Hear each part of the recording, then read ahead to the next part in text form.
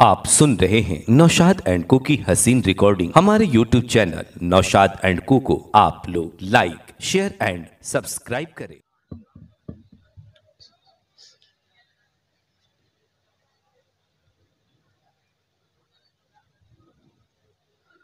अस्सलामु अलैकुम वरहमतुल्लाहि वबरकातुहू। वालेकुम अस्सलाम वरहमतुल्लाहि।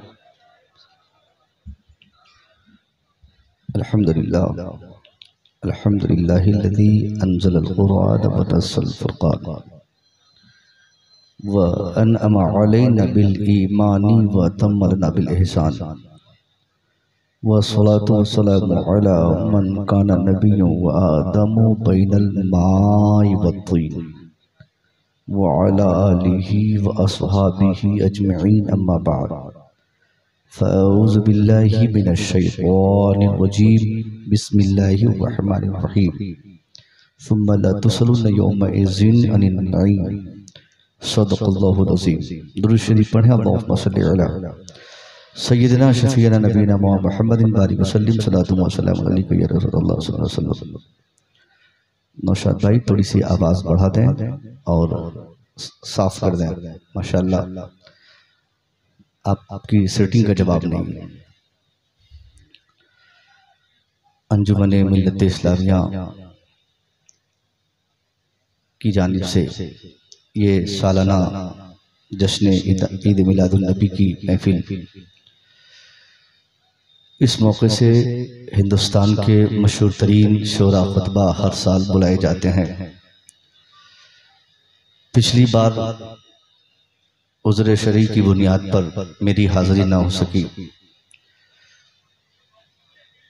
समर साहब और आपकी टीम के दूसरे लोग काफ़ी मेरी वजह से परेशान भी हुए। मेरी तमन्ना थी कि आपके बीच आकर खिताब करने का मौका मुझे मैसर आता तो अच्छा होता। अल्लाह ने कबूल फरमाया। आज मैं आपके सामने हाजिर हूँ। रात के तकरीबन 3 बजने को है और ये बेदारी आपकी, ये समात आपकी बता रही है कि आपके लिए अभी 3 नहीं बजे हैं। क्या बात। इंशाअल्लाह जलसा फजर तक चलेगा। खिताब का जो मुनासिब वक्त होता है ये सामीन की समात पर डिपेंड करता है।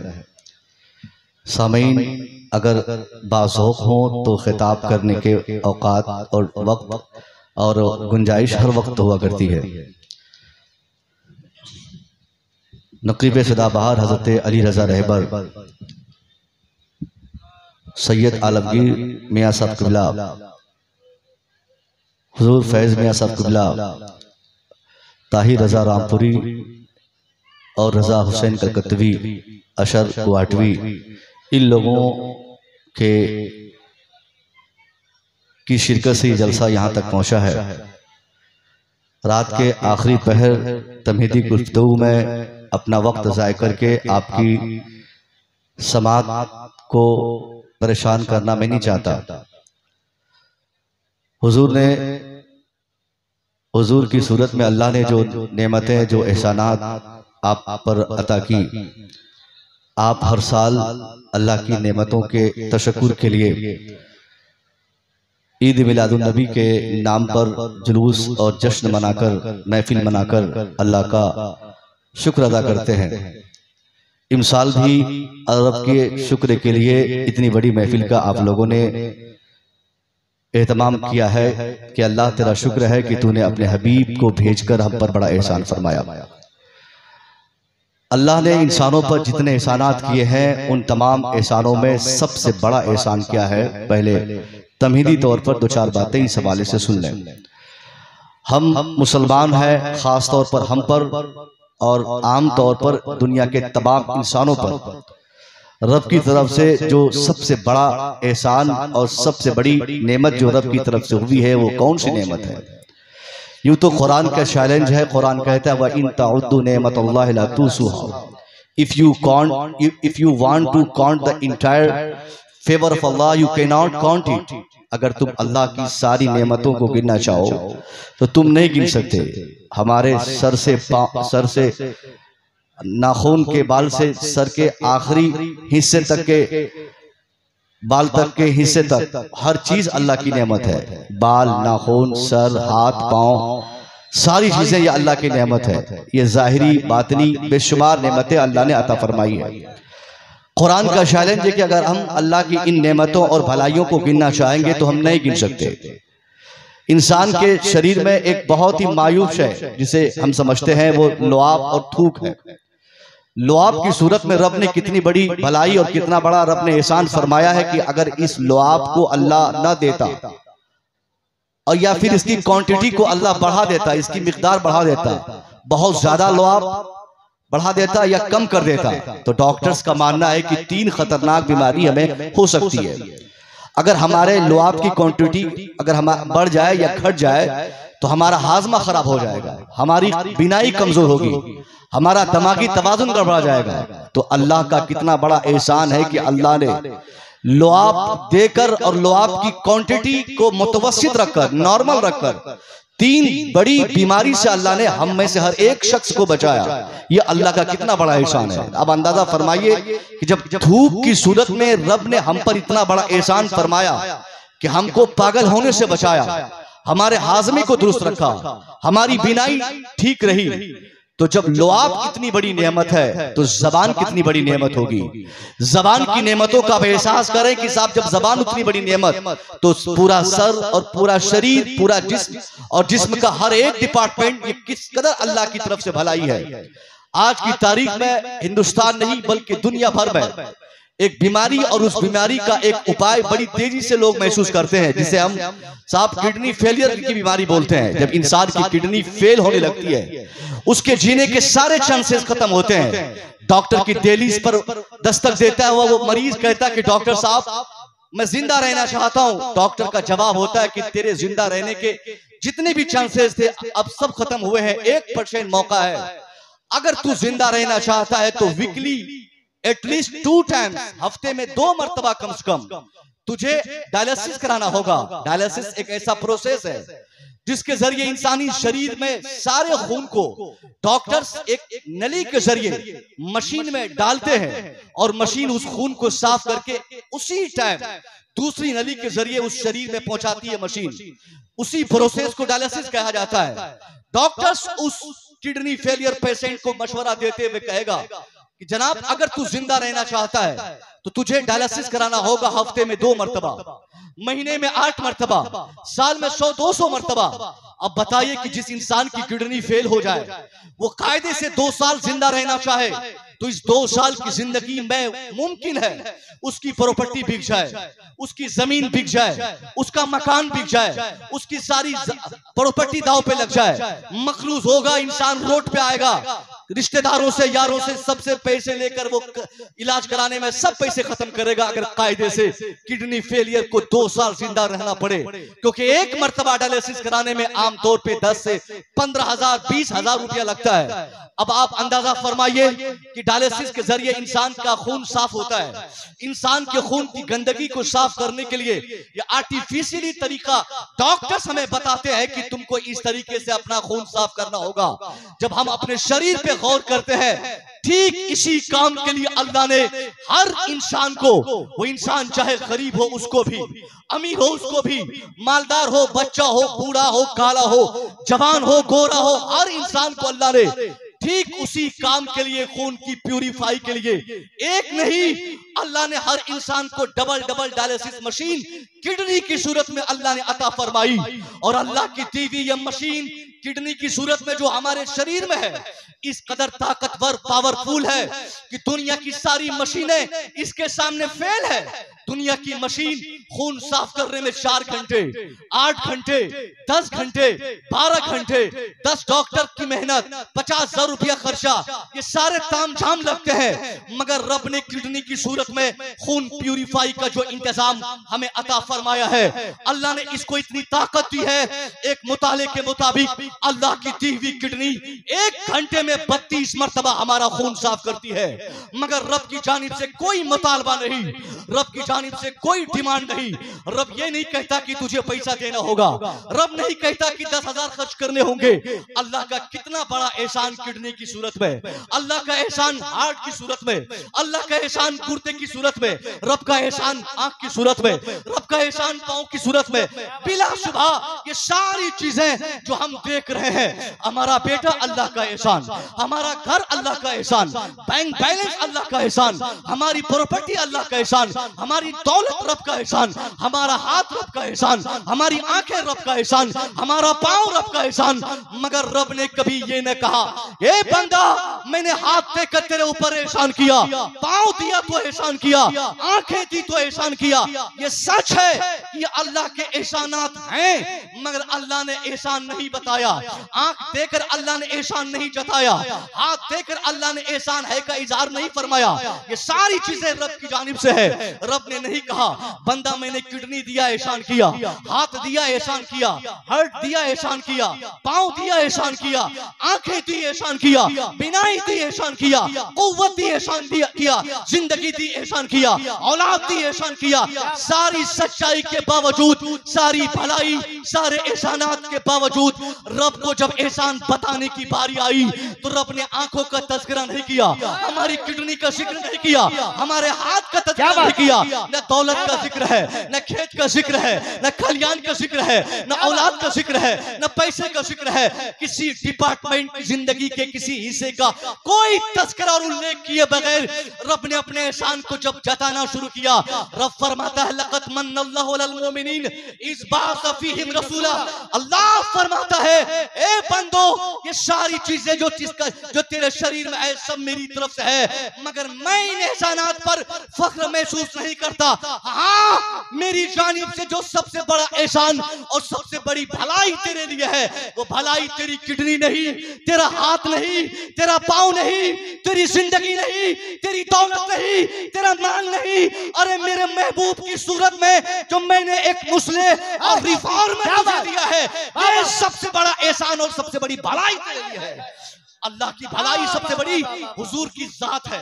रब की सबसे बड़ी भलाई हम इंसानों के लिए आम तौर पे और मुसलमानों के लिए खास तौर पे सरकार दो आलम की सूरत में जो अल्लाह ने भलाई हम पर की है, ये सबसे बड़ी भलाई है। इस भलाई का जवाब नहीं साहब, पूरी कायनात की तारीख पढ़ रहे फिर आपको एहसास होगा कि अल्लाह ने किन किन जिहतों से हुजूर अलैहिस्सलाम की सूरत में हम पर इनामात, हम पर एहसानात और हम पर अल्लाह ने भलाई फरमाई है। अल्लाह के रसूल रिफॉर्मर बनकर नहीं आते तो हमें इंसानियत का पाठ कौन पढ़ा था? आज जो इंसानियत की बातें हो रही है एहसान सरवरे कायनात की शख्सियत का है। आज जो भाईचारा और ब्रदरहुड और रवादारी हमारे समाज में बची है, आज जहां भी मानवता का पाठ पढ़ाया जाता है, ये एहसान सिर्फ सरवरे कायनात के पैगामात और आपकी आमद का एहसान है। आप नहीं आते तो आज हम इंसान होते भाई को नहीं पहचान पाते, इंसान होते मानवता नहीं जान पाते, इंसान होते दूसरे के हुकूक आज हम नहीं समझ पाते। आज पूरी दुनिया की मैं बात कर रहा हूं, जहां भी मानवता, इंसानियत, humanity, human development, women protection, जिस तरह से इंसानियत के फरोग के नारे दिए जाते हैं, इन सब के पीछे सबसे बड़ा एहसान सरवरे कायनात की शख्सियत है। सबसे बड़ा एहसान रब की तरफ से अल्लाह के रसूल की आमद है। अगर आप नहीं आते तो ये दुनिया महसूस नहीं कर पाती, दुनिया आज भाईचारा नहीं जान पाती, आज ये दुनिया को माँ की मोहब्बत का एहसास नहीं होता। ऐसे भी माओ की मोहब्बत के ताल्लुक से साहब हमने बहुत करीब में देखा है, ऐसे ऐसे लोगों को देखा है जिनकी जिंदगी में माओ की मोहब्बत के पाठ हमने कहीं ना पढ़े ना सुने, किरदार कहीं पेश न हुआ, मगर जब किसी ने उसकी माँ के ताल्लुक से कोई बुरी बात कही, हालांकि कहना नहीं चाहिए, इस्लाम सख्ती से मना करता है। इस्लाम नहीं कहता कि किसी की माँ को कोई नाजेबा कलमा कोई दूसरा शख्स कहे, हर किस नहीं, जो शख्स बोलता और कहता है वो गलती करता है, मगर जिस शख्स ने कहा वो गलत किया, कहने वाला कह दिया, मगर अपनी माँ की मोहब्बत का एहसास ऐसे बच्चे को उस वक्त आया जब दूसरे ने उसकी माँ को अजियत भरी बातें कही और जुमले कहे। हमने ऐसे बेटे को देखा, अपनी माँ की मोहब्बत में सरसार बेटा, जिसने कभी अपनी माँ की मोहब्बत के ताल्लुक से कोई संजीदगी और कोई गंभीरता नहीं दिखाई, जिनकी जिंदगी में बीवी की मोहब्बत रही, जो बीवी की मोहब्बत की बातें किया, लेकिन मुसलमानों की बीवी की मोहब्बत की बात है, मुसलमानों की बीवी के प्रोटेक्शन की बात है, मुसलमानों की बीवी के एहतराम की बातें हुई, मगर उनकी जिंदगी में ना बीवी, उनकी जिंदगी में ना बेटी, उनकी जिंदगी में ना माँ की मोहब्बत का कोई पाठ हमने देखा। फिर भी आज इस गंभीरता के साथ दुनिया भर में माओ की मोहब्बत पे चर्चे, बीवी के एहतराम पे चर्चे, बीवी की मोहब्बत की बातें, बीवी और औरतों को जलील और रुस्वा करने से बचाने की तहरीकें दुनिया भर में बड़ी तेजी से चल रही है। एक बाप आज की तारीख में मुजफ्फरपुर में रहता है, घर है उसका, मगर वो असम में आकर रात के 11 बजे और 12 बजे तक काम करता है। उसकी उम्र 60 साल को क्रॉस की है। हम रास्ता रोक के पूछते हैं, जनाबे वाला 60-65 साल की आपकी उम्र हो गई, अब तो असम छोड़ देना चाहिए, अब मुजफ्फरपुर चले जाइए, अब सीतामढ़ी भागिए, अब आप उत्तर प्रदेश चले जाइए, अब ये कमाने की उम्र नहीं। वो जवाब देती है, वो शख्स कहता है, मौलाना साहब कैसी बहकी बहकी बातें करते हैं, हजरत हमारे पास 5 बेटियां थी, मैंने इस 65 साल जिंदगी में मेहनत करके अब तक 5 बेटियों में से 3 बिटिया की मैंने शादी दिला दी, हजरत अभी भी मेरे पास 2 बची है। मेरी कोशिश है कि मैं रात के चाहे 12 क्यों ना बच जाए, मैं काम काज करके अपनी बिटिया की शादी दिला दूं, बिटिया के लिए फ्रीज के इंतजाम कर दूं, उनके लिए जहेज के सामान का इंतजाम कर दूं। ये कौन बाप है? ये वही बाप है जो 1500 साल पहले अपनी बेटी की पैदाइश के बाद 40 दिन तक अपने घर में अपने को बंद कर लेता, इस खौफ में कि मैं निकलूंगा तो समाज बोलेगा कितना मनहूस है तू, तेरी आंगन में कोई बेटी पैदा हुई। आज वो बाप असम में आकर 65 साल जिंदगी में काम कर रहा है ताकि बेटी की ख्वाहिशात की तकमील हो। बाप बेटी के आंख का आंसू का एक कतरा अगर बह जाए वो बाप बेचैन होता है। बेटी की मोहब्बत में सरसार होने का ये जज्बा बाप को किसने दिया? बीवी की मोहब्बत के जज्बात ये शौहर को किसने दिए? बहन के हुकूक देने के जज्बात भाई के दिलों में कहां से पैदा हुए? हमने तारीख पढ़ी है साहब, इस कदर गंभीरता दुनिया में नहीं थी। मानवता को तार तार करने वाला समाज ये समाज था जहां पे औरतों के साथ वो दुर्व्यवहार होता। औरत नाम ही घृणा का नाम बन चुका था। औरत व्यवहार के हिसाब से इस दुनिया के सामने जिल्लत और रुसवाई का एक सामान बना हुआ था, मगर फिर भी लोगों ने औरतों को जलील किया। आज उसी औरतों से शौहर मोहब्बत करता है, बेटा प्यार करता है, भाई हुकूक देता है, आज उसी बेटी से उसका बाप मोहब्बत करता है। ये मोहब्बत के जज्बात आए कहां से? ये मोहब्बत के कॉन्सेप्ट आए कहां से? अगर हम इसकी खोज में किताबें पलट के देखते हैं, तारीख पढ़ते हैं, हमें बात समझ में जब नहीं आती है, फिर हमारा दिमाग काम करता है कि हम पता लगाएं अमेरिका से, क्योंकि इस वक्त सबसे बड़ी चीज, सबसे बड़ा मुल्क और सबसे पावरफुल कंट्री अगर किसी को माना गया है पूरी दुनिया में हर लिहाज से वो अमेरिका को माना गया है। अमेरिका इतना पावरफुल है कि आदमी चाहे 56 हो या 58 हो या 60 इंच का सीना का दावा करता हो, मगर एक ट्वीट वहां से आ जाए कि सब घर में घुसो, लड़ाई नहीं करनी है, सब लोग मान लेते हैं चाहे कितनी बड़ी हेकड़ी और कितना बड़ा बहादुर अपने जमाने का हो। ये पावर अमेरिका का है। अमेरिका दुनिया में किसी को रात को दिन कहे तो वो शख्स दिन कहने को तैयार, दिन को रात कहे तो रात कहने को तैयार। यानी अमेरिका ने हर एतबार से अपने को इतना ताकतवर बना लिया है कि दुनिया उसका एहतराम करती है। हम अमेरिका से पूछते हैं कि साहब तेरे पास पावर है, तेरे पास पावर है, तेरे पास असलहे हैं, तेरे पास टेक्नोलॉजी है, तेरे पास साइंस है, तेरे पास यूनिवर्सिटी है, तेरे पास फौज है, तेरे पास पैसे हैं, तेरे पास बैंक बैलेंस है, अब तू बता कि ये बेटियों की मोहब्बत के रुझानात क्या तूने दिए हैं? ये शौहर के दिलों में बीवी का प्यार क्या तूने दिया है? बेटों को माँ की मोहब्बत के कॉन्सेप्ट क्या तूने दिया है?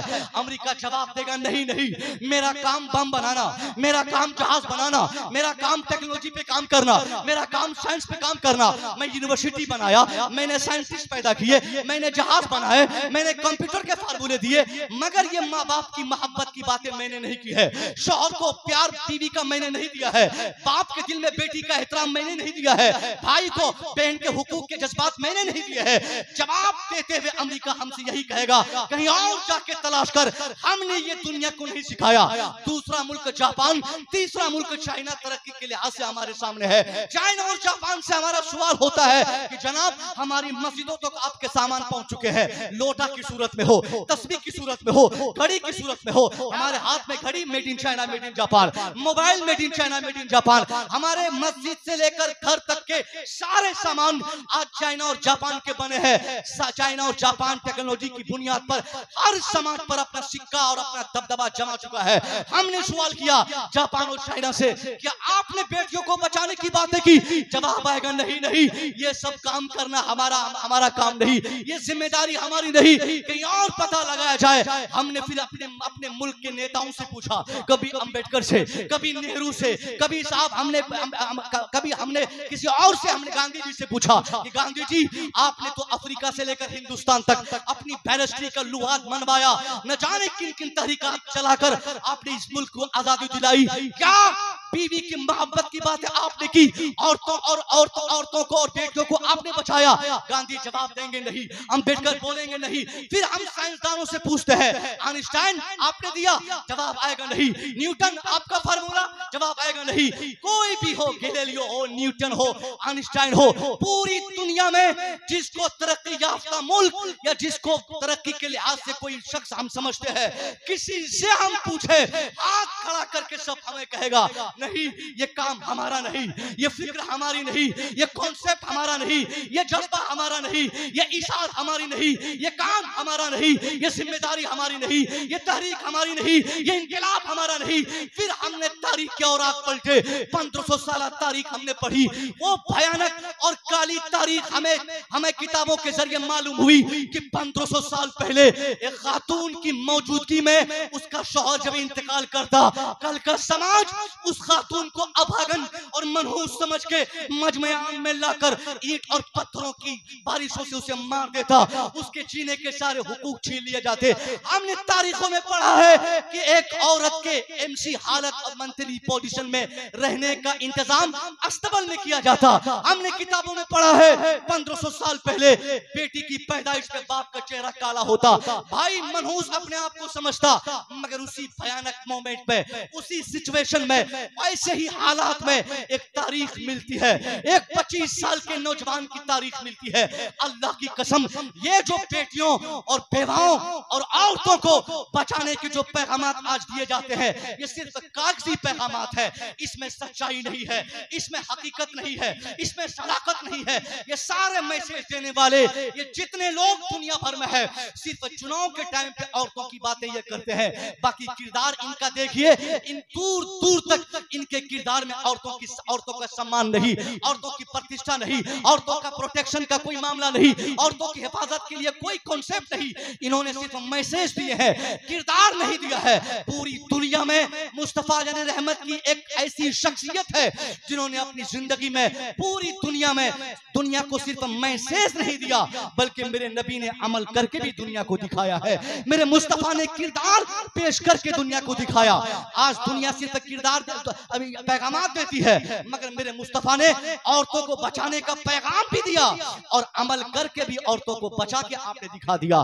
25 साल की कड़ियल जवानी वाली उम्र, एक बहुत ही क्रीम लाइफ का ये टाइम होता है। 25 साल की उम्र में साहब आम फहम लड़का, खूसट का खूसट, काले का काला, नक चिपटा, दांत निकला, कोई भी हमारे समाज को हो, क्योंकि 25 साल में चेहरे पर ब्लड का प्रेशर ज्यादा रहता है, संजीदगी रहती है, मतानत रहती है, वो झुर्रियां चेहरे पे 25 साल में नहीं रहती, इसलिए काला भी हैंडसम लगता है।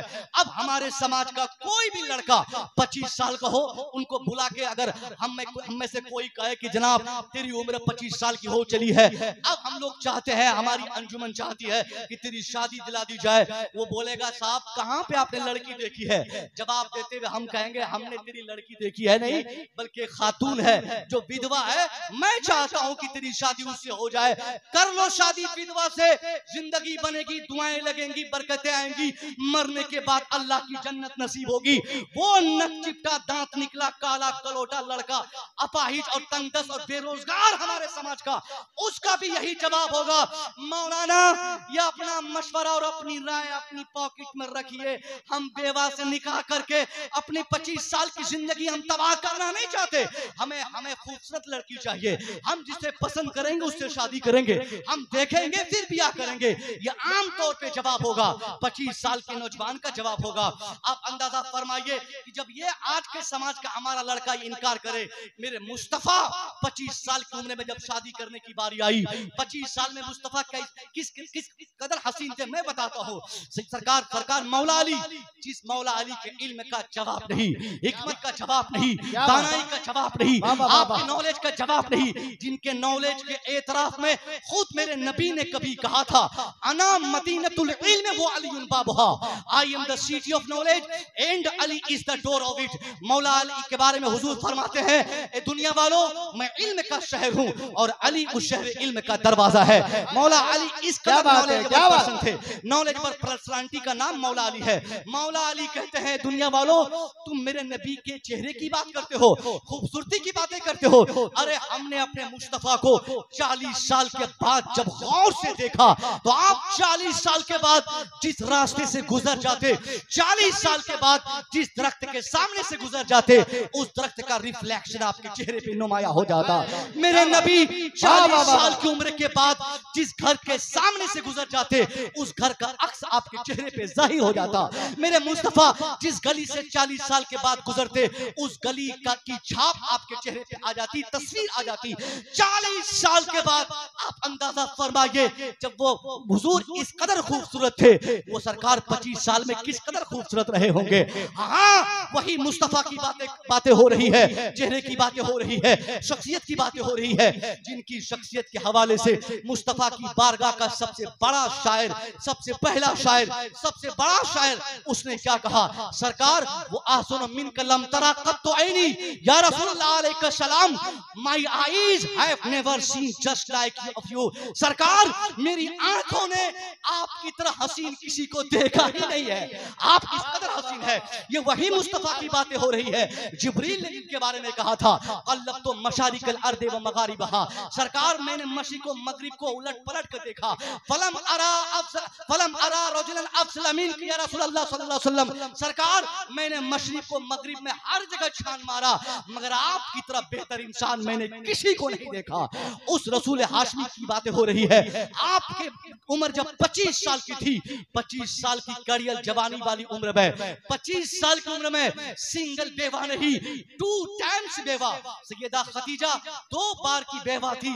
उस वक्त आपने 25 साल की उम्र में 2 टाइम्स बेवा सैयदा खदीजा से निकाह करके यही पैगाम आपने औरतों को बचाने को दुनिया को दे दिया कि आप दुनिया में कोई भी औरत को जलील और अभागन और मनहूस नहीं समझेगा, क्योंकि दुनिया का सबसे खूबसूरत और सबसे बेहतर इंसान ने 25 साल की कड़ियल जवानी वाली उम्र में बेवा से निकाह कर लिया है। नारे तकबीर।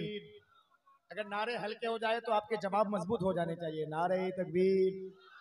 आप गुवाहाटी में हैं, इसका एहसास हो। नारे तकबीर नहीं हो रहा है, आप वही हैं जो पहले थे। नारे तकबीर और ऊंची आवाज में नारे रिसालत। अरे वो आदमी चला गया कहां से?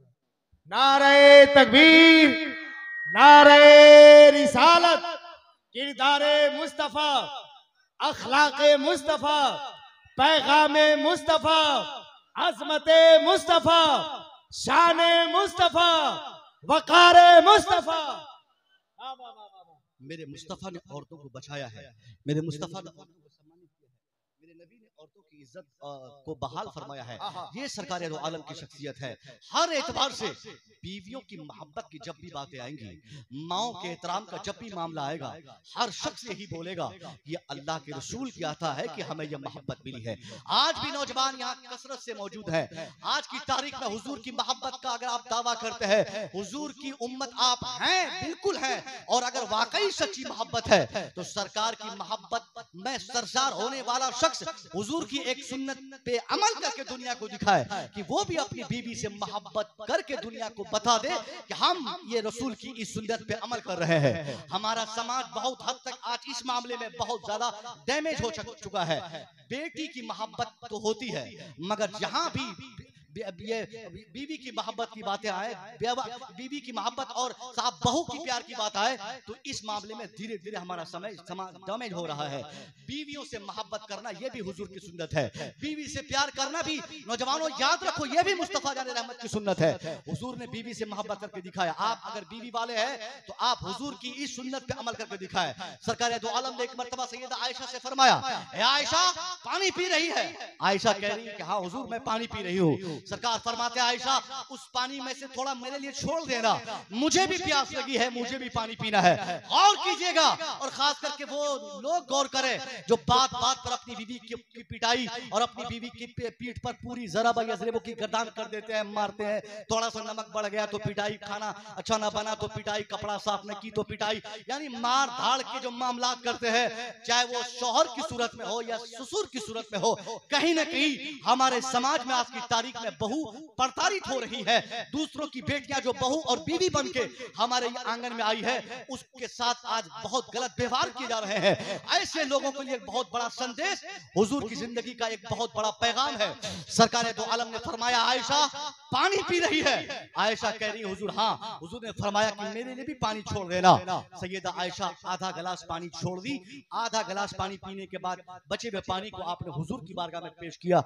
हुजूर ये लीजिए पानी पीजिए। सरकार दो आलम उस पूरे गिलास को अपने होठों के करीब ले गए। आप अपने होठों के करीब ले गए और बगैर पिए आपने अपने हाथों को नीचे किया। गिलास डाउन हुआ। आपने अपनी आंखें लगाकर उस गिलास की चारों तरफ आपने निगाहें दौड़ाई। बहुत गौर से आप कुछ तलाश करने की सूरत में आपने अपनी आंखों को घुमा घुमा के आपने देखा।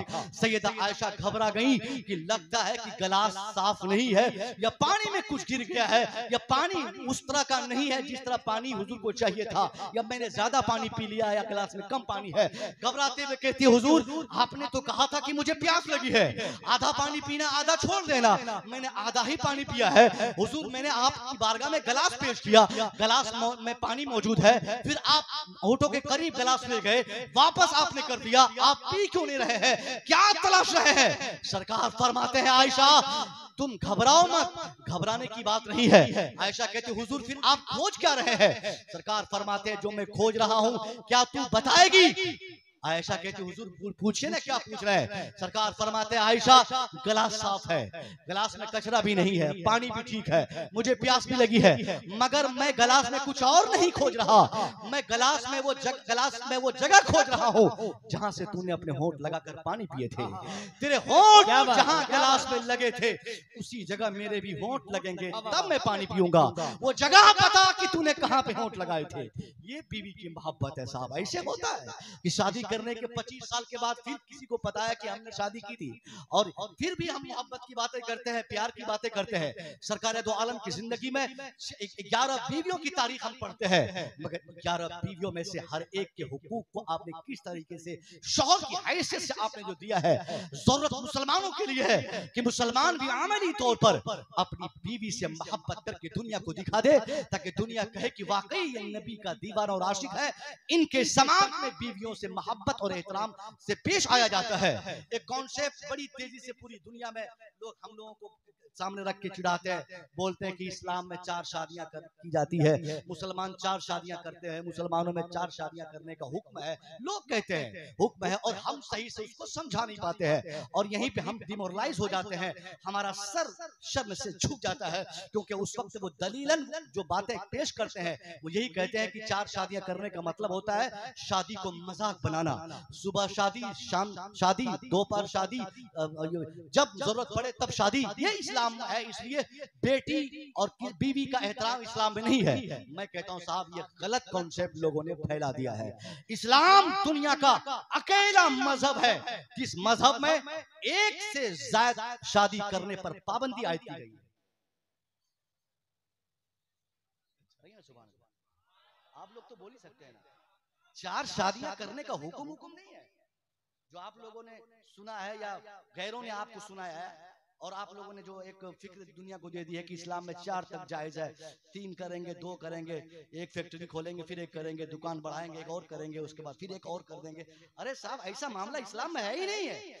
इस्लाम में एक ही शादी है। जहां 4 शादी की बात आई है वो कंडीशंस है, उसके साथ शर्त है उसके साथ कि तुम्हारे लिए एक से ज्यादा शादियां तब बेहतर है, तब मुनासिब है जब तुमको इस मामले पर एतमाद हासिल हो कि मैं एक से ज्यादा बीवियों में हर एतबार से उनके हुकूक की अदायगी में बराबरी का हक निभाऊंगा, फिर तेरे लिए एक से ज्यादा शादियां हैं।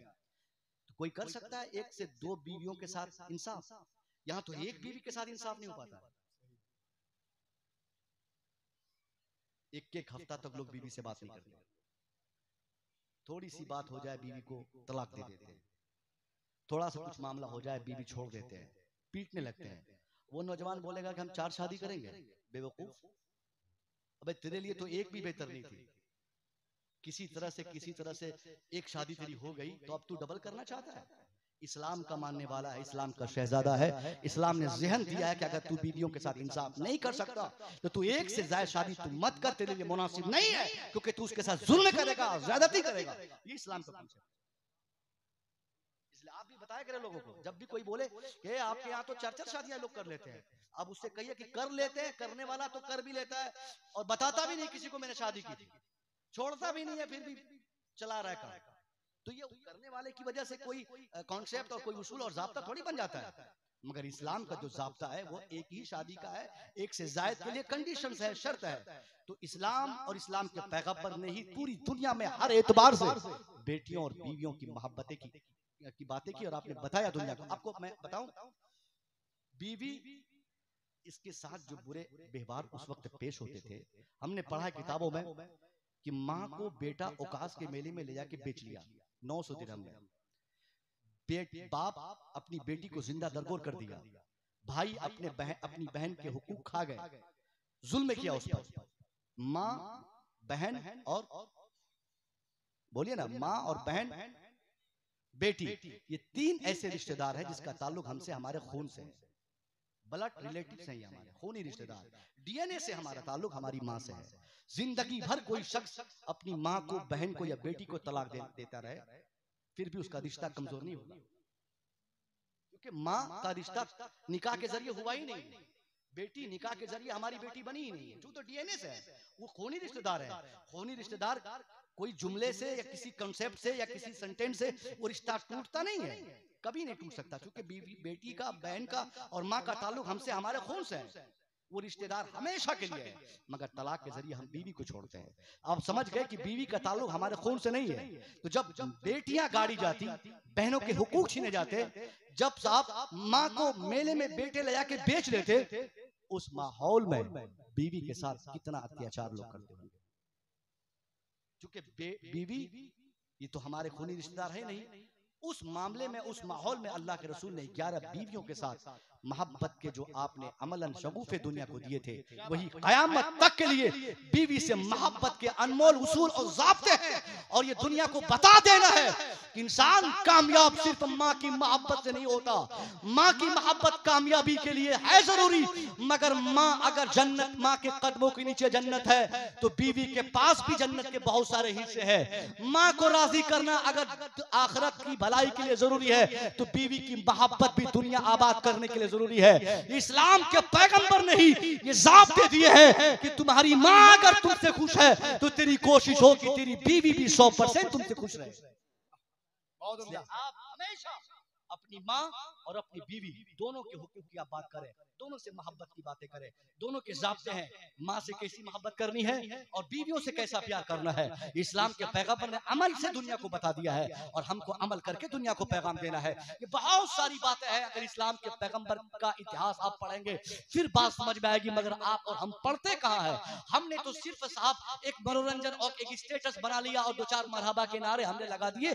हमने सोचा इस्लाम का कलमा पढ़ने का हमने हक अदा किया। नहीं साहब, इस्लाम के पैगंबर का अगर हम कलमा पढ़ते हैं तो किरदार मुस्तफा पर भी अमल करने की जिम्मेदारी भी हमारी है। हम मुस्तफा की जिंदगी पर अमल करके दुनिया को बताएं। एक काफिरा मुशरिका खातून इसी हिंदुस्तान में डॉक्टर एनी बेसेंट, जो बनारस हिंदू यूनिवर्सिटी की स्थापना में बहुत बड़ी भूमिका जिसने निभाया, इंग्लैंड में पैदा हुई, हिंदुस्तान आई, कांग्रेस सभा से उसका ताल्लुक हुआ। वो डॉक्टर एनी बेसेंट बहुत बड़ी साइंटिस्ट, बहुत बड़ी लीडर, बहुत बड़ी खातून, पढ़ी लिखी खातून, उसने इस्लाम के पैगंबर के बायोग्राफी के हवाले से कहा, it is impossible for anyone who studies the life and character of the great prophet of Arabia, who knows how he taught and how he lived to feel anything but the reverence for that mighty Arabian prophet. वो खातून कहती है it is impossible for anyone, कहती है ये हर उस शख्स के लिए बहुत मुश्किल काम है कि शख्स के लिए who studies the life and character of the great prophet of Arabia. वो कहती है अरब के उस महान पैगंबर की जीवनी को जो शख्स पढ़ा हो, उस शख्स के लिए यह मुश्किल काम है वो अपने दिल में उस नबी की मोहब्बत के सिवा कुछ और महसूस कर सके। वो आगे कहती है yet I myself whenever I reread them a new way of admiration, a new sense of reverence for that mighty Arabian prophet. वो कहती है खुद मैं जब उस पैगंबर की जिंदगी पढ़ती हूँ, मेरे दिल में हर बार उसकी मोहब्बत के नए दरवाजे खुलते जाते हैं।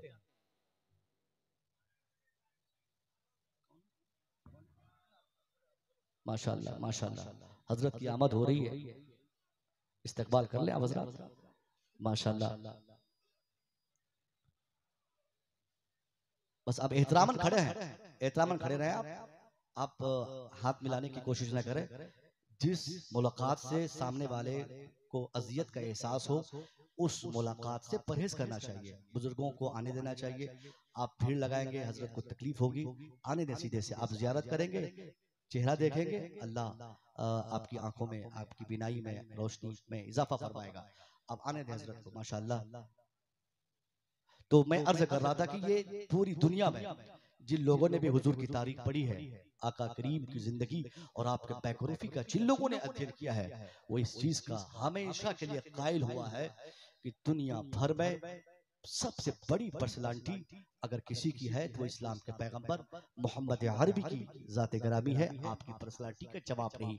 गैरों ने पढ़ा, उनमें दीवानगी आ गई, दुश्मनों ने पढ़ा, उसमें दीवानगी आ गई। ये हुजूर की मोहब्बत, हुजूर की तबलीग का एहसास है कि आपने जो मैसेजेस दिए हैं, दुनिया के अंतिम व्यक्ति तक आपके उस मैसेज और आपके उस संदेश का क़यामत तक के लिए असर रहेगा। ये बहुत ही इंपॉर्टेंट मैसेज मेरी तरफ से आपके लिए है। अगर आपने इस मैसेज को माना और समझने की कोशिश की, आपने दुनिया को अपने किरदार से, अपने रसूल की जिंदगी को आपने बताया, तो बहुत बड़ी कामयाबी की दहलीज पर आप गामजन हो सकते हैं। बहुत बड़ी कामयाबी आपको मिल सकती है। आप लोग आने दें हजरत को, आने दें। माशाअल्लाह। नारे तकबीर, नारे तकबीर, नारे रिसालत, नारे रिसालत।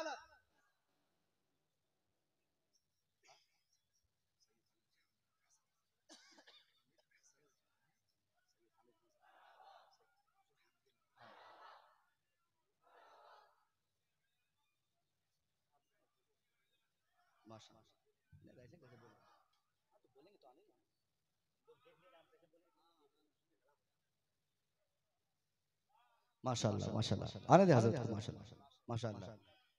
नारे तकबीर, नारे रिसालत।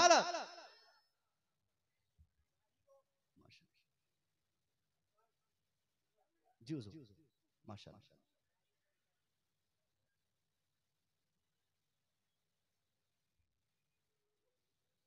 तशरीफ रखिए, आने दे हजरत को। सारे लोग हाथ उठाकर सरकार की आमद पर खुशी मनाएं। हुजूर सल्लल्लाहु अलैहि वसल्लम की आमद का जश्न के मुताबिक आप लोग नारा लगाए, ताहा की आमद, यासीन की आमद, मुजम्मिल की आमद, मुदस्सिर की आमद। आप हजरात अपनी जगह बैठ जाएं और बस बड़े इख्तिसार के साथ प्रोग्राम अब आखिरी।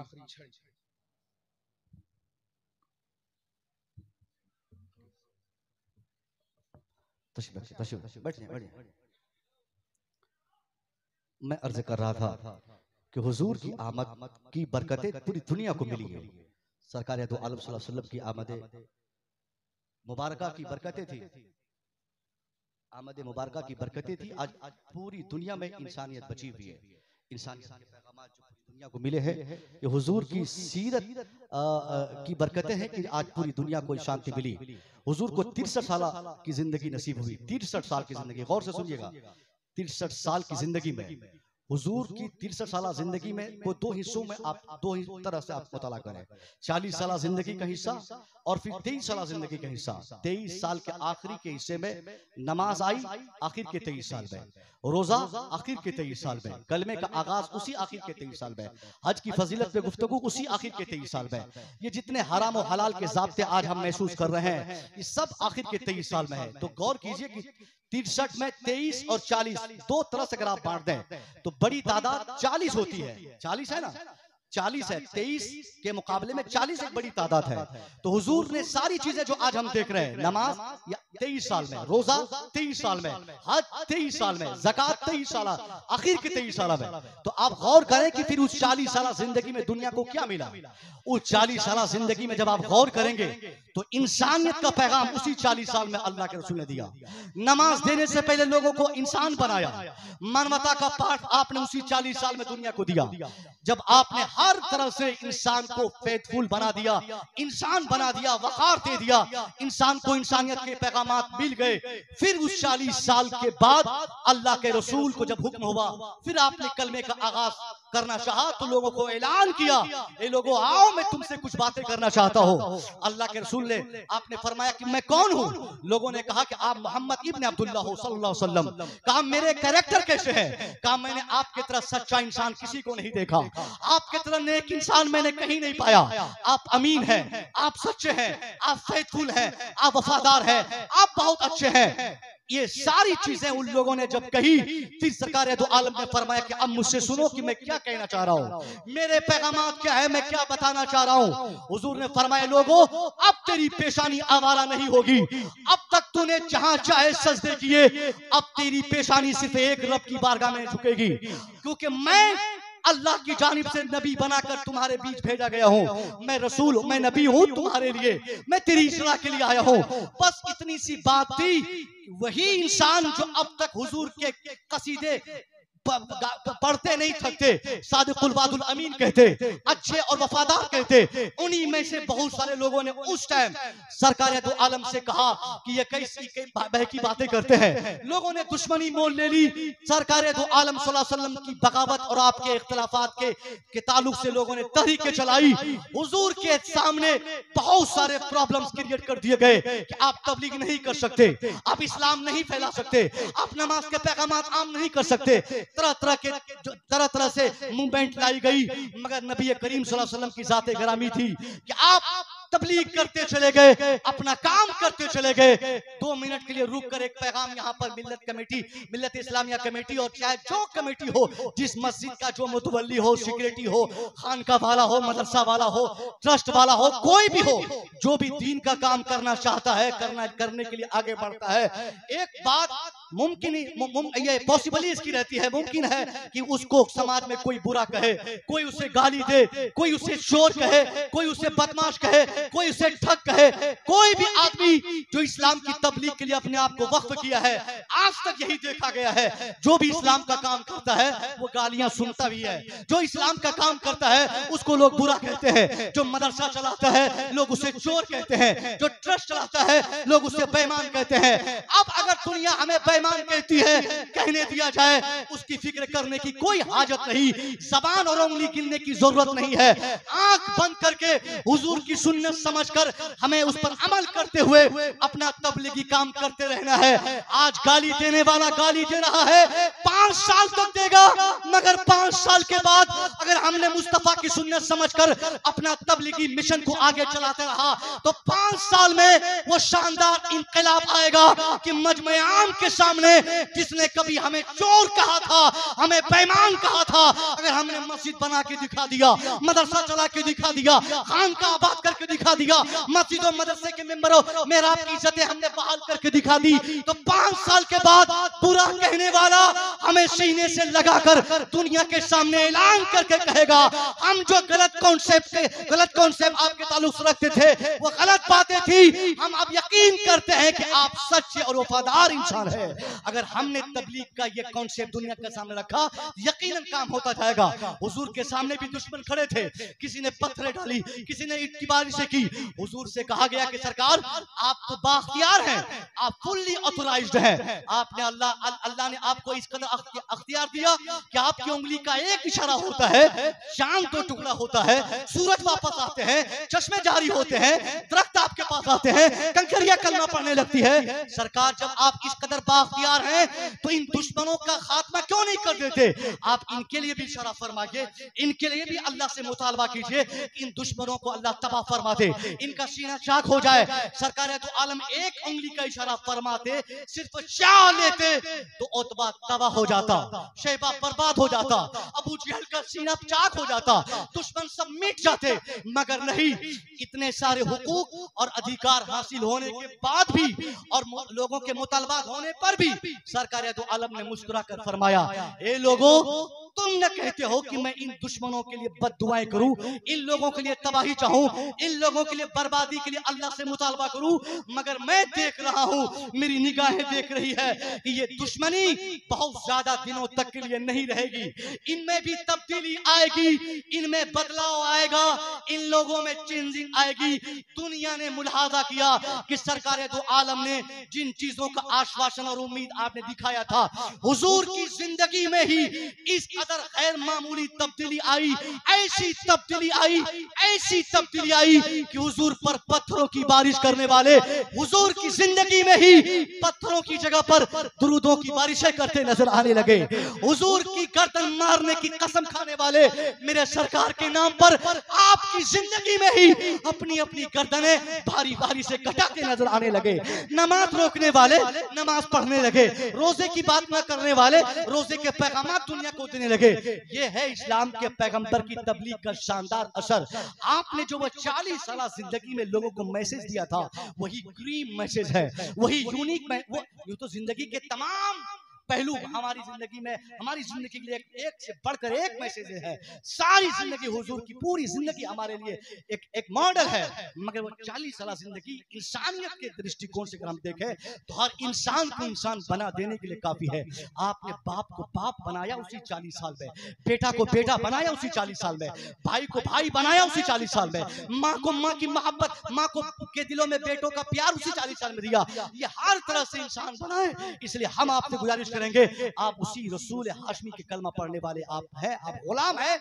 गुलामी का तकाजा है कि आप भी हुजूर की उस 40 साल जिंदगी को भी बगौर पढ़ें, उस पर अमल करें। आप भी अपनी औलाद की तरबियत में आपकी जिंदगी को पढ़ें, आप भी माँ बाप की मोहब्बत के बाप में आपकी जिंदगी को पढ़ें। आप हर तरह से हुजूर को पढ़ेंगे कि समाज कहीं भी पिछड़ा समाज नहीं रहेगा। आखिरी बात, एक बहुत बड़ा संदेश की सूरत में हम में से हर शख्स तकरीबन जंग बदर के हवाले से जानता है। जंग बदर को बताते हुए हम जैसे मौलवियों ने या तो हमने काहिली और सुस्ती की, पूरी बात हमने अवाम में नहीं रखी, या तो फिर आप लोगों ने पूरी बात जानने की कोशिश नहीं की। हमें सिर्फ ये बताया गया कि जंगे बदर का ताल्लुक 313 और 1000 के बीच का मामला है। हम 313 थे, सामने 1000 थे, हम जीत गए, वो हार गए, हम भूखे थे, वो लोग खाना खाए हुए थे, हमारे पास असलहे नहीं थे, सामने असलहे थे। बस इतनी सी बातें जंगे बदर के हवाले से हमें बताई जाती है। बस जैसे ही खतीब साहब की तकरीर का आखिरी जुमला होता है, हम 313 जीत गए, वो हार गए, वहीं पे नारे लग जाते हैं, मामला खत्म, जलसा खत्म। उसके बाद हम नहीं जान पाते। साहब सच्चाई सच्चाई ये भी है, ये सच है कि वहां 313 थे, ये भी सच है सामने 1000 था, ये भी सच है हमारे पास असलहे कम थे, ये सच है हमारे पास वेपन्स कम थे। मगर इन तमाम सच्चाई के साथ एक बड़ी सच्चाई जो कभी ना हम सुनना चाहते ना हम जैसे लोग कभी आपको कंप्लीटली बताते, वो सबसे बड़ी सच्चाई क्या थी? जंग बदर का जब इख्तिताम हुआ, मुसलमानों ने अपने दुश्मनों को पकड़ के अपनी जेलों में डाला था। उन मुसलमानों की जेलों में बंद उन कैदियों की एक फहरिस्त बनाई गई। हुजूर की बारगाह में उस फहरिस्त को मुसलमानों ने पेश किया, सरकार ये हमारे कैदी है, ये हमारे कैदी है, हमने इसे पकड़ा है, हम इसे क्या करें, इसके साथ क्या मामला से क्या कौन सा मामला पेश किया जाए, क्या इनका हाथ काटा जाए? लोगों ने मशवरा मांगा। सर गौर से सुनिएगा, हुजूर औलाद रसूल की मोहब्बतें हैं, औलाद रसूल की बातें हो रही है, औलाद रसूल की मौजूदगी है, इससे बड़ी दलील और क्या हो सकती है? सरकार की बारगाह में फहरिस्त पेश की गई और मुसलमानों ने सहाबा ने मशवरा किया कि हुजूर क्या किया जाए इनके साथ? जेल में बिठा के खाना खिलाया जाए, क्या किया जाए? हुजूर चाहते तो आप फरमा देते कि इनको भी उल्टा लटकाओ, इनकी भी गर्दनें मारो, इनकी भी चमड़ी उधेड़ो, इनके भी हाथ तोड़ो, इनके भी पांव काट लो। क्योंकि इंतकाम और रिवेंज का मामला ये होता है कि आदमी अपने दुश्मन को देखने के बाद तुरंत लपकता है पकड़ने के लिए कि जैसे दुश्मन को पकड़े उसको बदला ले ले। मुसलमानों की जेल में मुसलमानों का जानी दुश्मन, जाती दुश्मन, हमेशगी का दुश्मन, पक्का दुश्मन, एक नंबर का दुश्मन मुसलमानों की जेल में, मुसलमानों के कब्जे में बंद है और हुजूर से मशवरा तलब हो रहा है। हुजूर चाहते तो फरमाते इनकी चमड़ी उधेड़ लो, इनको उल्टा लटकाओ, इनका हाथ तोड़ दो, इनका पांव काट लो, इनकी गर्दनें मार दो। मगर तारीख बताती है हमें कि मेरे मुस्तफा ने ये नहीं फरमाया कि इनकी भी गर्दन मारी जाए, खून का बदला खून से लिया जाए, कत्ल का बदला कत्ल से लिया जाए, इनकी चमड़ी उधेड़ी जाए। नहीं, इन सारे ऑप्शंस होने के बाद भी मेरे मुस्तफा ने जो फरमाया, आपने फरमाया नहीं, इनके पास दो ऑप्शंस है, जिसमें सबसे तगड़ा ऑप्शन यह है कि इनको कहा जाए कि घबराने की जरूरत नहीं, या हमारी जेलों में बंद हमारे दुश्मनों से कह दो कि डरने की हाजत नहीं। अगर इनके पास नॉलेज है, अगर किताबी नॉलेज ये रखते हैं, इनको लिखना आता है, अगर ये पढ़ना जानते हैं, तो इनसे कह दो डरने की हाजत नहीं, ये चुपचाप मेरे आंगन में आ जाए। एक आदमी आए हमारे 10 लोगों को पढ़ा दे, मैं बगैर किसी मुतालबे के उसे आजाद कर दूंगा। ये मेरे नबी ने इल्म के हवाले से जो आपने गंभीरता दिखाई, अपने दुश्मन से बदला कोई ऐसा लेता है क्या? दुश्मन का हाथ तोड़ा जाता है, मारा जाता है, उल्टा लटकाया जाता है, मगर हुजूर कहते हैं कि उनसे कहा जाता है कि उनको बुलाया जाए और उस दुश्मन को कहा जाए अगर वो पढ़ना जानता है तो अगर वो पढ़ना जानता है तो उनको कहो कि मेरे यहाँ आकर वो हमारे 10 लोगों को पढ़ा दे, हम उसे आजाद कर देंगे। एक कितना बड़ा संदेश था उस स्टार्टिंग पीरियड में, इस्लाम जब शुरू हो रहा था उस जमाने में हुजूर ने इल्म की हैसियत दिखाई और मुसलमानों को ये याद दिलाया। और कयामत तक के लिए इस्लाम के पैगंबर का ये मैसेज था कि 100% तुम कामयाब तब रहोगे जब तेरे पास नॉलेज रहेगा, किताबी नॉलेज रहेगा, इल्म रहेगा। अगर तुम पढ़े लिखे रहोगे, क्योंकि समाज की 100% तरक्की के लिए हुजूर ने एहसास दिलाया कि इल्म ही एक रास्ता है जिसके जरिए तरक्की हासिल की जा सकती है। इल्म इसलिए जरूरी है, इल्म इसलिए जरूरी है ताकि साहब हम नौकरी पाए। आपके हिसाब से मैं बोल रहा हूँ, इल्म इसलिए जरूरी है कि मेरा बेटा डॉक्टर बन जाए, इल्म इसलिए जरूरी है ताकि मेरा बेटा इंजीनियर बन जाए, इल्म इसलिए जरूरी है ताकि हम जल्दी पैसा कमाए और अच्छा पैसा कमाए। हाँ, इल्म जॉब के लिए जरूरी है, इल्म बैंक बैलेंस के लिए जरूरी है, इल्म डॉक्टर बनने के लिए जरूरी है, इल्म इंजीनियर बनने के लिए जरूरी है, और इल्म इसलिए भी जरूरी है कि हम अपनी नमाज दुरुस्त कर लें, इल्म इसलिए भी जरूरी है कि हम अपना रोजा दुरुस्त करें, इल्म इसलिए भी जरूरी है कि हम अपना ईमान दुरुस्त करने के काबिल बन जाए, इल्म इसलिए भी जरूरी है कि हम अपनी दुनिया भी बना लें और अपनी आखिरत को भी आबाद कर लें। तो दुनिया और आखिरत दोनों जहां की तमाम कामयाबी के लिए सही माने में अगर कोई एक रास्ता कंप्लीटली है, वही रास्ता एजुकेशन का रास्ता है, वही इल्म का रास्ता है। मुसलमानों, हाथ जोड़ के हुजूर की 1500 साला विलादत की अजीम शान महफिल से और औलाद रसूल की मौजूदगी में आपसे ये पैगाम है। अब आप कमजोर नहीं है, आपके पास बहुत पैसे हैं, बहुत बड़ी बड़ी फैक्ट्रियां हैं, आप काम करने वाले हैं, सरकार तेग अली की बरकतें और आपको हमेशा हिंदुस्तान भर में दुनिया भर में मिल रही है। जो जो काम करना शुरू करता है वहीं बरकत मिल जा रही है। मगर अगर आपने अपनी औलाद के लिए ये सोचा कि मैं टायर का दुकानदार हूं, बेटे को पढ़ा के क्या करूंगा, मेरा बेटा भी टायर का दुकानदार बनेगा, तो मैं मजमे आम में ऐसे बाप को सबसे बड़ा जालिम और बेवकूफ बाप समझता हूं, जो बाप अपने बेटों के लिए वही सपना देखता है जो सपना अपने लिए देखता है। आप अगर दुकानदार हैं तो आपने ये क्यों सोचा कि मेरा बेटा भी दुकानदार बनेगा? आप अगर किसान हैं तो आपने ये फैसला क्यों किया कि मेरा बेटा किसान बनेगा? अगर आप मजदूर हैं तो किसने आपको कहा कि आपका बेटा डॉक्टर नहीं बन सकता है? अगर आप मजदूर हैं तो किसने आपको बताया कि आपका बेटा इंजीनियर नहीं बन सकता है? ये गलत कॉन्सेप्ट दिमाग में आपने डाल दिया, जिसके नतीजे में आपका बेटा मैट्रिक फेल करता है। बाप पहले ही बेटे के सामने ऑप्शन रखता है कि बेटा तुझे पढ़ने में ज्यादा मेहनत करने की क्या जरूरत है, पास होगा तो ठीक है, नहीं पास होगा तो एक दुकान खोल देंगे। जो बाप ये दिमाग बेटे को देगा 100% उसका बेटा कामयाब नहीं हो सकता है। आप कोई ऑप्शन बच्चे को मत दीजिए। बेटे से कहिए बेटा बिहार और बंगाल उत्तर प्रदेश से लेकर असम तक में तजारत और बिजनेस करके मैं तुझे पढ़ा रहा हूं। बेटा ये मेरी फॉर्च्यूनर कार मेरी है, तेरी नहीं है। ये बंगला मेरा है, तेरा नहीं है। ये दुकान मेरी है, तेरी नहीं है। ये पैसे मेरे हैं, तेरे नहीं है। ये पावर मेरे हैं, तेरे नहीं है। बेटा ये घर मेरा है, तेरा नहीं है। बेटा इस पर तकिया और भरोसा करने की कोई जरूरत नहीं। मैं मर जाऊंगा बेटा, तेरी कोई हैसियत नहीं रहेगी। इसलिए तेरे लिए तो ये फख्र की बात नहीं कि तू मेरी गाड़ी पर फख्र करे, मेरे पैसे पे फख्र करे, मेरे कार पे फख्र करे, मेरे बैंक बैलेंस पे फख्र करे, मेरे बिजनेस पे फख्र करे।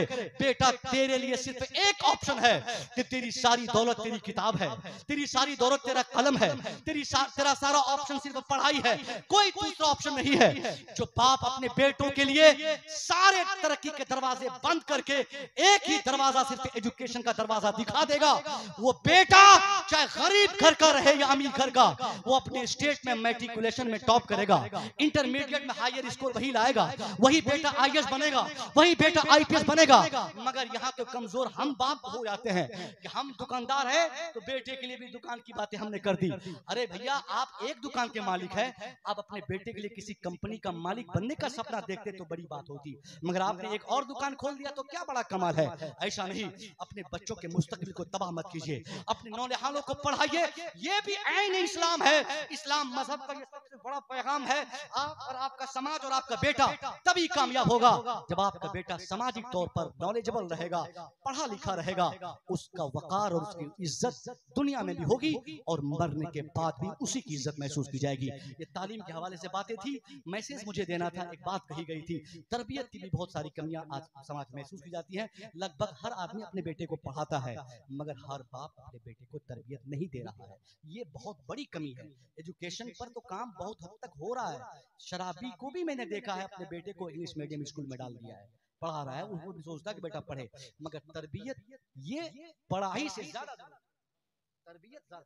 एक दो क्लास बच्चे को कम ही पढ़ाइए, एक पैगाम लीजिए। एक दो किताब आपका बेटा कम ही पढ़े चलेगा, इंटर पढ़े बीए ना करे चलेगा, ग्रेजुएशन करे मास्टर ना करे चलेगा, मास्टर करे पीएचडी ना करे चलेगा, नौकरी ना पाए चलेगा, मगर तरबियत के बाब में 100% एक गार्जियन की जिम्मेदारी है तो अपने बच्चे के लिए तरबियत में कोई कोताही ना करे। 100% बच्चा जैसे ही आंख खोलना शुरू करे, बोलना और चलना शुरू कर दे, वालिदैन की जिम्मेदारी, घर वालों की जिम्मेदारी है कि वो तरबियत के मामले में 100% अपने बच्चों की निगरानी करे। वो देखे कि बेटा उठता कब है, बैठता कब है, सोता कब है, जागता कब है, पढ़ने कहाँ जाता है, बोलता क्या है। ये जब अभी मैं जिन जावेद भाई के यहाँ खाना खा रहा था, नाम बोल दे रहा हूँ, बड़ा अच्छा खाना उन्होंने खिलाया। उनका लड़का बोतल लेकर ऐसे बोतल लिया और हम लोग की मौजूदगी में ऐसे ढक्कन खोल के पानी पीना चाहा। मैं महसूस किया, मैंने वहां कुछ नहीं बोला, मैंने देखा जैसे उनका छोटा सा बच्चा पानी ऐसे पीने की कोशिश की तो जावेद भाई ने तुरंत बोतल पकड़ लिया। आपने कहा गिलास ले, गिलास से पानी पी। अब इस उम्र में अगर बाप अपने बेटे को अब बता दिया कि ऐसे पानी नहीं पीते, गिलास में डाल, गिलास मौजूद है फिर पानी पी, बच्चा बूढ़ा तक किसी मौलवी की बात याद रखे ना रखे, अपने बाप के इस किरदार और पैगाम को हमेशा के लिए याद रखेगा कि पानी कभी ऐसे नहीं पीते, क्योंकि बाप ने बचपने में मुझे तंबीह की थी और पैगाम दिया था। बेटे के लिए अगर बेटा झूठ बोले, आप तुरंत उसे कहिए बेटा जबान तेरी खराब हो गई, झूठ बोला अल्लाह अब माफ नहीं करेगा। अगर बचपने में बच्चा इन सारी चीजों को महसूस करने लगे तो आप समझ लीजिए कि आपका बेटा कामयाब है। कामयाबी इल्म से नहीं होती है, कामयाबी तरबियत से होती है। हमने साहिब इल्म को बर्बाद होते देखा है। हम पीएचडी होल्डर हैं, हमारा जो प्रोफेसर है उसका बहुत हद तक वो भी प्रोफेसर था, 1.5 लाख रुपया महीना उसकी पगार थी। उम्र का आखिरी हिस्सा है, रिटायरमेंट हो चुकी है उनकी। मैंने शराब के नशे से धुत उनको पाया। मैंने एक बार कहा भी कि प्रोफेसर साहब, अब डॉक्टर साहब आपको क्या चीज की कमी है? आपकी पगार ऐसे ही 1.5-2 लाख रुपया आती है, आपको हज कर लेना चाहिए था, उम्रा करना चाहिए था, आप शराब पी रहे हैं। तो मैंने महसूस किया इल्म होना इंसान की कामयाबी होने के लिए जरूरी नहीं है। हमने डॉक्टर को चोर पाया है, हमने इंजीनियर को बेईमान पाया है, हमने आईएएस और आईपीएस को ठग पाया है, हमने इन सबों को जालिम और जाबिर पाया है। मगर अगर बाप अपने बच्चे की तरबियत अच्छी करता है तो वो बेटा असम में आकर अगर मजदूरी भी करता है तो बाप की तरबियत की रोशनी में वो बेटा मजदूर की हैसियत से भी वो इज्जत पाता है जो समाज का एक पढ़ा लिखा डॉक्टर नहीं पाता है। अगर बेटा की तरबियत अपने आप की, तो ये पैगाम मेरा था आपके लिए। इंशाल्लाह एक चीज मैंने बताने की कोशिश की ताकि आप अपने बच्चों की तरबियत करें, खास करके बेटी की तरबियत। खुदा की कसम, मैं अभी 4 दिन पहले जलसे में रायपुर छत्तीसगढ़ में एक भाई साहब ने जब मुस्लिम खातून के ताल्लुक, बच्चों के ताल्लुक से मुझे बताया, मेरी आंखें बहने लगी। मुसलमानों की बेटियां कॉलेज जाती हैं, जाना चाहिए, मना नहीं। इस्लाम ने पैगाम दिया पढ़ने का, पढ़ाने का। बेटे और बेटियों दोनों के लिए एजुकेशन के इस्लाम ने बात की है। मगर हम अंधे गार्जियन बन के अपने बच्चियों को ना पढ़ाएं। होम ट्यूशन पढ़ाने वाले, सुनिए गौर से, होम ट्यूशन पढ़ाने वाले, आपने किसी बालिग को अपनी बेटी और बेटे से पढ़ाने का अपने होम ट्यूशन जो ये माहौल बनाया है उस पर भी आपको नजर दौड़ानी है। आप कामयाब गार्जियन तब हैं जब आप इन चीजों पर डिसाइड करेंगे कि मेरा बेटा कहां पढ़ेगा तो ठीक रहेगा, मेरी बेटी किन से पढ़ेगी तो ठीक रहेगी। कॉलेज आपने भेज दिया, आपने साइकिल दे दी, आपने स्कूटी दे दी, आपने फीसेस दे दिए, आपने पैसे दिए, आपने पैसे दे दिए, सारी चीजें आपने दे दी। मगर अगर आपने अपनी बच्चियों की तरबियत के लिए, आपने निगरानी के लिए वक्त नहीं दिया तो कॉलेज से जुड़ी हुई आपकी बच्चियां 18 साल के बाद न जाने किसका हाथ पकड़ के आके शादी पर प्रेशर बनाकर आपसे कहेगी अब्बा ये मेरे सपने का शहजादा है, मैं इससे निकाह करना चाहती हूँ। फिर आप कहिएगा कि मौलाना साहब बेटी को तो मैंने बराबर पढ़ाया था, तालीम सही दी थी, मगर मेरी बेटी ने मर्जी की शादी क्यों की? तो जवाब यही आएगा कि जनाब आपने पढ़ाया तो ठीक था मगर आपने कभी अपनी बेटी की तरबियत नहीं की थी। तरबियत कब अच्छी होगी? जब बेटी के हाथ से मोबाइल छीनेंगे। 10 क्लास में भी बच्चियां 10वीं क्लास में पढ़ती है आपकी बेटी और 15,000 का मोबाइल लिया हुआ है उसके हाथ में। बेटा अभी 8th और 9th में है, 20,000 का मोबाइल चला रहा है और हम और आप गार्जियन है उनको बोलते हैं कि चलो ये यूट्यूब से पढ़ाई करता है। अरे यूट्यूब से कौन पढ़ता है भाई? 2 दिन बेटी पढ़ेगी यूट्यूब से, तीसरा दिन रील्स अकाउंट बनेगा, इंस्टाग्राम बनेगा, फेसबुक पे फ्रेंड होंगे, व्हाट्सएप चलाएगी वो बच्ची। फिर नतीजा क्या निकलेगा कि उसके वीडियोस आपके फेसबुक और यूट्यूब पे आएंगे। कुछ चंद दिनों के बाद वो सब्सक्राइबर बढ़ेगा, पैसे आने लगेंगे, फिर निकाब उतरेगा, फिर अदनंगी होगी, फिर गाने गाएगी। नतीजा क्या निकलेगा? फिर ये फर्क मिट जाएगा कौन मुसलमान की बेटी है कौन गैर मुसलमान की बेटी। आपसे पैगाम है, खुदा की कसम, ये 15,000 का मोबाइल अगर आपकी बच्चियां कॉलेज और स्कूल ले जा रही है तो आप उसे तोड़ दें। आपकी बेटी के लिए सबसे बड़ा दुश्मन ये मोबाइल का हथियार और वेपन है जो आपने पकड़ा दिया है। आज 20,000 का मोबाइल आप तोड़ देंगे, आपकी बच्ची का करोड़ों का लाइफ बर्बाद होने से बच जाएगा।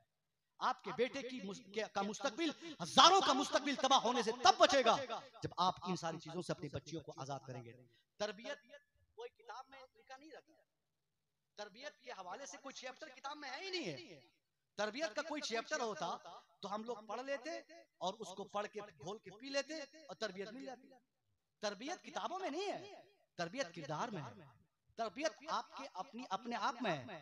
आप खुद सेल्फ अकाउंटेबिलिटी करें कि हमें कैसे रहना है और कैसा पैगाम बच्चों के सामने रखना है। आपकी पूरी लाइफ, पूरी जिंदगी आपकी, वही आपके बच्चों के लिए तरबियत है।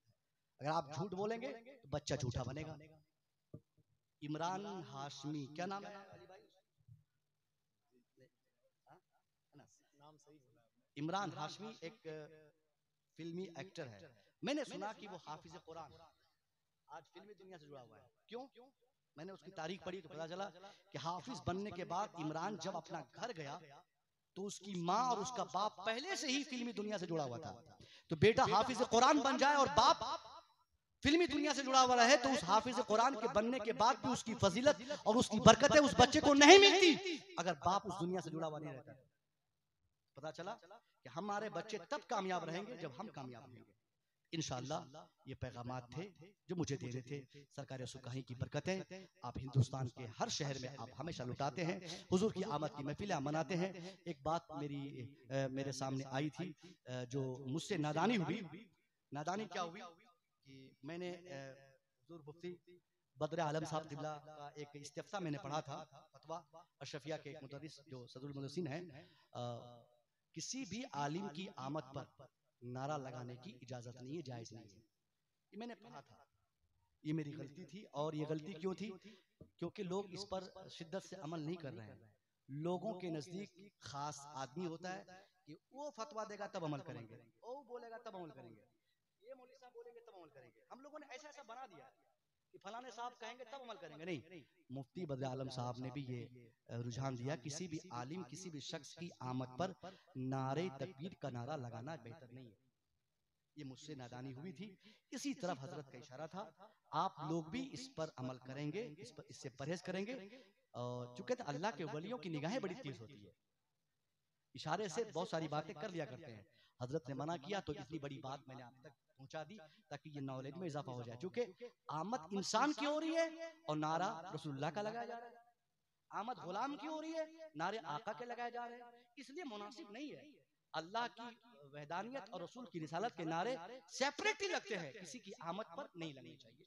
ये बड़ी बात थी जो मैंने बता दी। इंशाअल्लाह फिर किसी मुलाकात में बहुत सारी गुफ्तगू होगी। ये आखिर रात के आखिर हिस्से में इतने बड़े बड़े पैगामात आपको दिए गए, तरबियत के हवाले से, तालीम के हवाले से, हुजूर की सीरत के हवाले से, इस उम्मीद के साथ कि आप लोग अमल करेंगे। वाकई हिंदुस्तान भर में हम लोग खिताब करते हैं, फजर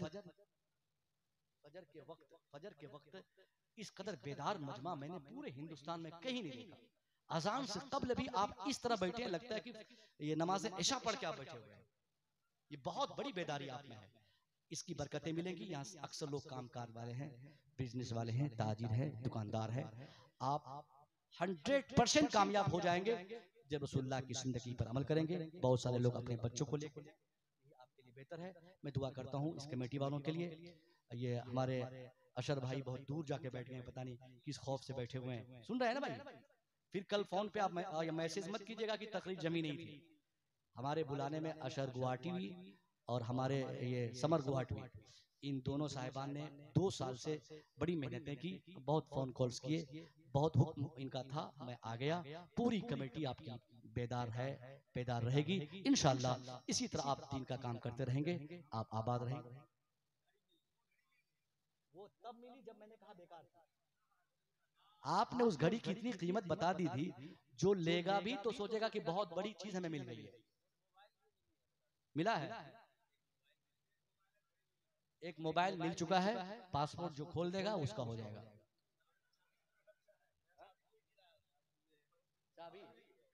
समझ गए? मोबाइल देने का ये तरीका है ना कि लॉक खोलो ले जाओ। एक बार दिक्कत हो जाए लॉक खोलने में, उसको देना ही नहीं है। तो एक मोबाइल मिला हुआ है, चाबी मिली हुई है, घड़ी जिसकी गुम हुई थी मिल गई। ये हुजूर की महफिल है साहब, यहाँ कौन क्या नीयत खराब करके आएगा?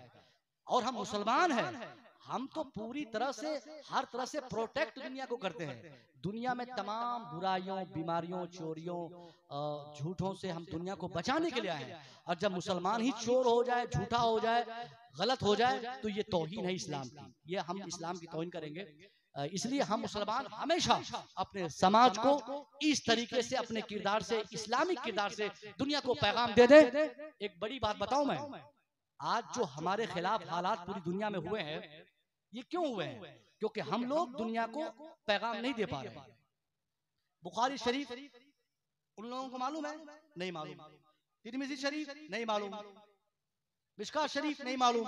काफिरों को मिशकात से क्या मतलब? काफिरों को बुखारी से क्या मतलब?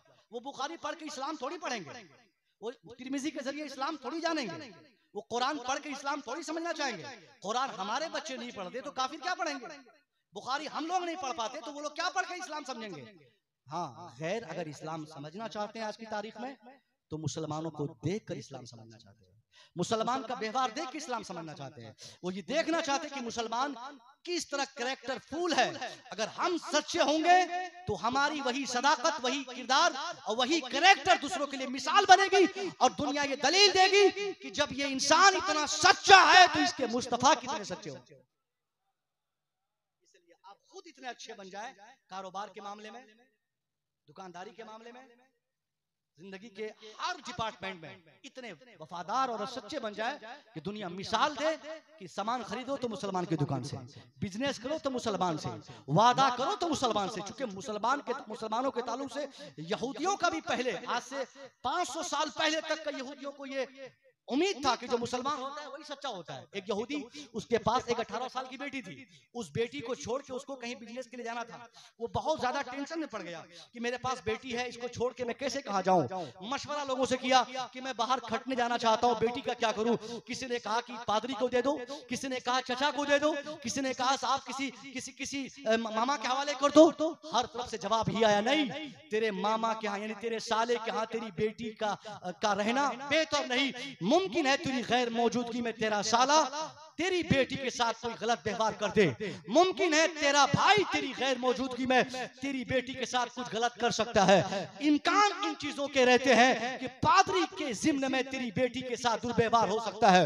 एक बुजुर्ग उसी यहूदी की महफिल से खड़ा हुआ, उसने कहा तुम टेंशन क्यों लेता है, अगर तू तिजारत के पर्पस से बाहर जाना चाहता है और अपनी बेटी की हिफाजत की फिक्र तुझे है तो तुम अपनी बेटी को न तो अपने साले के हवाले कर, न अपने भाई के हवाले कर, न किसी पादरी के हवाले कर, आंख बंद कर अपनी बेटी को किसी मोमिन के हवाले कर दे। मुसलमान के घर में तेरी बेटी 100% सुरक्षित रहेगी।